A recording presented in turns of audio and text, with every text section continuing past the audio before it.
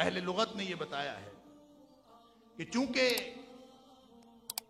वो जंगो जदल का दौर था और जो एक कबीला दूसरे कबीले पर हमलावर होता था या कोई भी शख्स किसी दूसरे पर या कोई भी गिरोह हमलावर होता था तो बिलउमूम सुबह के वक्त हमलावर होते थे, क्योंकि सुबह के वक्त लोग जो है वो गफलत की नींद सोए हुए होते और सुबह का वक्त ऐसा है कि उस वक्त नींद बिल्कुल गालिब आ चुकी हो और जो जागना भी चाहे वो मुमकिन है कि उस वक्त वो गाफिल हो चुका हो।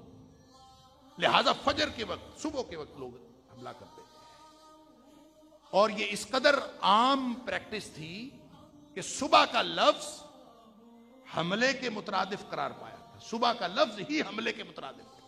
लिहाजा या सबाहा का माना यह था कि खतरा है कोई हमलावर हमला करने वाला, और नबी करीम सल्लल्लाहु अलैहि वसल्लम ने खतरे से खबरदार करके बुलाया। अब जहां खतरा हो वहां से क्या होता है, जहां खतरा हो वहां फरार होता है, जहां खतरा हो वहां से फरार होता है, वहां से इंसान भाग निकलता। खतरे से भाग निकलो, फफिर्रू, खतरात हैं, तुम खतरात में घिरे हुए हो, वहां से निकलो। जाए पनाह कोई है, कहां जाओगे। उस मौके पर नबी करीम सल्लल्लाहु अलैहि वसल्लम ने फरमाया था कि मैं तुम्हें इससे भी बड़े खतरे से खबरदार कर।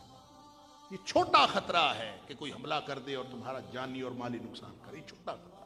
इससे बड़ा खतरा है,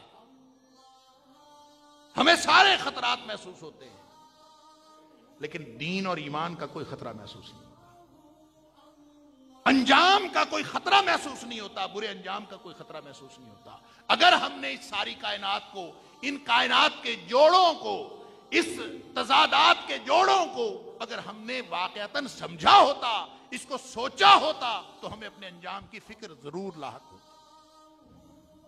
इन्न फी खल्क़िस समावाति वल अर्दि वख्तिलाफिल लैलि वन नहारि लआयातिन लिउलिल अलबाब अल्लज़ीना यज़कुरूनल्लाह क़ियामन व क़ुऊदन व अला जुनूबिहिम व यतफ़क्करून फी खल्क़िस समावाति वल अर्ज़।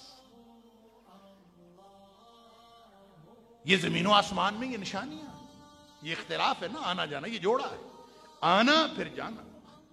इन्न फी खल्क़िस समावाति वल अर्ज़, एक जमीन है एक आसमान, वख्तिलाफिल लैलि वन नहार, रात और दिन के अंदर, इनके आने जाने के अंदर निशानियां। किसके लिए? जिनको अल्लाह याद हो, जो खड़े बैठे पहलुओं पर लेटे अल्लाह को याद करते हैं। वो यतफ़क्करून फी खल्क़िस समावाति वल अर्ज़, फिर वो जमीन और आसमान में गौर व फिक्र करते हैं, तो फिर क्या होता है, उनको समझ आ जाती है। समझ आ जाती है तो फिर क्या होता है, उनको खतरा लाहक हो जाता है। खतरा किस बात का, कि मैं जो कुछ कर रहा हूं कहीं मैं जहन्नम में न चला जाऊं, मेरी हरकतें मुझे किसी अजाब में मुब्तला ना कर दे, कहीं मेरा अल्लाह नाराज ना हो जाए।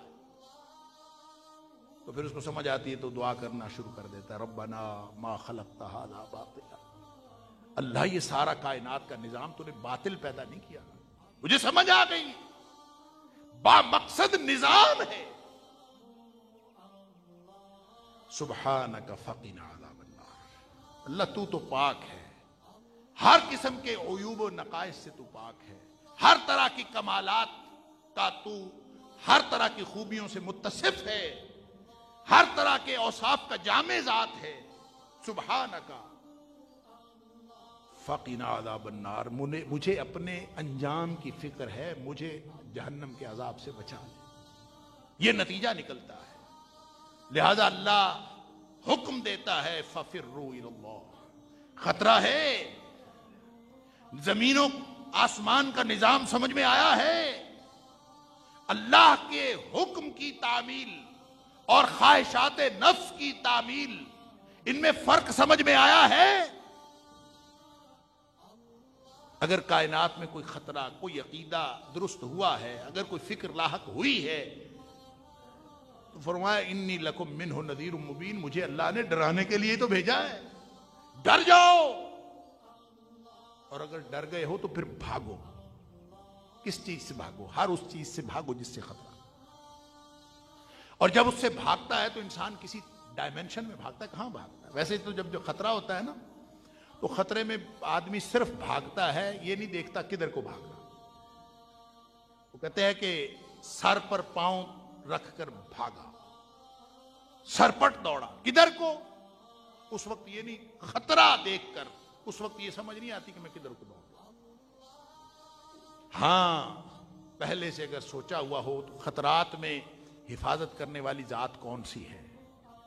अगर पहले से अकीदा क्लियर हो कि परेशानियों से निजात देने वाली कौन जात है, वो खतरा जाती हो, वो खतरा इनफिरादी हो, वो खतरा तन्हाइयों में हो, वो खतरा महफिल में हो, वो खतरा मुआशरों का हो, वो खतरा अदालतों का हो, वो खतरा हुकूमतों का हो, वो खतरा अकलियतों को हो, वो खतरा किसी को भी हो, जाना किधर है, रास्ता कौन सा है? रास्ता एक ही है, फफिर्रू इलल्लाह।